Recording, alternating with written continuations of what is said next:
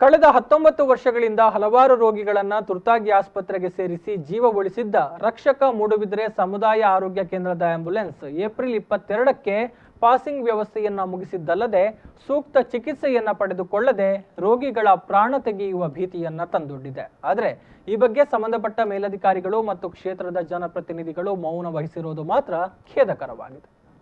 ಮೂಡುಬಿದ್ರೆಯ ಸಮುದಾಯ ಆರೋಗ್ಯ ಕೇಂದ್ರದ ಆಂಬ್ಯುಲೆನ್ಸ್ ಮೂಡುಬಿದ್ರೆಯ ಜನತೆಗೆ ಉತ್ತಮ ಸೇವೆಯನ್ನ ನೀಡುತ್ತಾ ಬಂದಿರುವುದೇನೋ ಉತ್ತಮವಾದ ಕೆಲಸ.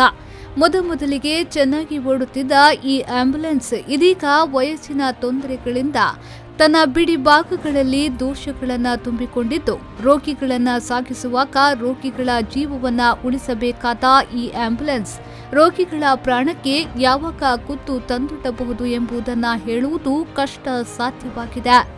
ಕಳೆದ ಒಂದು ವಾರದ ಹಿಂದೆ ಮೂಡುಬಿದ್ರೆಯಿಂದ ಬಡ್ಕಳಕ್ಕೆ ಕ್ವಾರಂಟೈನ್ ಪೇಷಂಟ್ಗಳನ್ನು ಸಾಗಿಸುತ್ತಿದ್ದ ಸಂದರ್ಭದಲ್ಲಿ ಮಾರ್ಗ ಮಧ್ಯೆಯೇ ಕೆಟ್ಟು ನಿಂತಿದ್ದು, ಈ ಸಂದರ್ಭದಲ್ಲಿ ಬಂಟ್ವಾಳದಿಂದ ಆಂಬ್ಯುಲೆನ್ಸ್ ತರಿಸಿ 1.5 ಗಂಟೆಗಳ ನಂತರ ಕರೆದುಕೊಂಡು ಹೋಗಲಾಗಿತ್ತು. ಇದಲ್ಲದೆ ಹಲವು ಬಾರಿ ದಾರಿ ಮಧ್ಯೆ ಈ ಆಂಬ್ಯುಲೆನ್ಸ್ ಕೆಟ್ಟು ನಿಂತಿದೆ. ಈ ಆಂಬ್ಯುಲೆನ್ಸ್ನ ಯಾವುದೇ ಭಾಗಗಳು ಸುಸ್ಥಿತಿಯಲ್ಲಿ ಇಲ್ಲದೆ ಇರುವುದರಿಂದ ಈ ವಾಹನಗಳನ್ನು ರಾತ್ರಿ ಹಗಲೆನ್ನದೇ ಓಡಿಸುತ್ತಿರುವ ಚಾಲಕ ತನ್ನ ಪ್ರಾಣವನ್ನ ಕೈಯಲ್ಲಿ ಹಿಡಿದುಕೊಂಡು ಓಡಿಸುವಂತಹ ಪರಿಸ್ಥಿತಿ ಎದುರಾಗಿದೆ. ಈ ಬಗ್ಗೆ ಮೇಲಾಧಿಕಾರಿಗಳ ಗಮನಕ್ಕೆ ತರಲಾಗಿದ್ರೂ ಅವರು ಬಾಯಿ ಮಾತಿನಲ್ಲಿ ಇನ್ನು 1 ತಿಂಗಳು ವಾಹನವನ್ನ ಓಡಿಸಬಹುದು ಎಂದು ತಿಳಿಸಿದ್ದಾರೆ. ಆದರೆ ಲಿಖಿತವಾಗಿ ಯಾವುದೇ ಅನುಮತಿಯನ್ನ ನೀಡಿಲ್ಲ.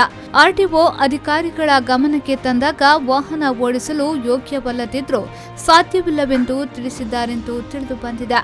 ಆದ್ದರಿಂದ ಸಂಬಂಧಪಟ್ಟ ಅಧಿಕಾರಿಗಳು ಮತ್ತು ಕ್ಷೇತ್ರದ ಶಾಸಕರು ಈ ಬಗ್ಗೆ ಹೆಚ್ಚಿನ ಗಮನ ಹರಿಸಿ ಆದಷ್ಟು ಬೇಗನೆ ಮೂಡುಬಿದಿರೆಗೊಂದು ಆಂಬ್ಯುಲೆನ್ಸ್ ತರಿಸಿಕೊಳ್ಳುವ ಅಗತ್ಯವಿದೆ ಎಂದು ಸಾರ್ವಜನಿಕರ ಆಗ್ರಹವಾಗಿದೆ.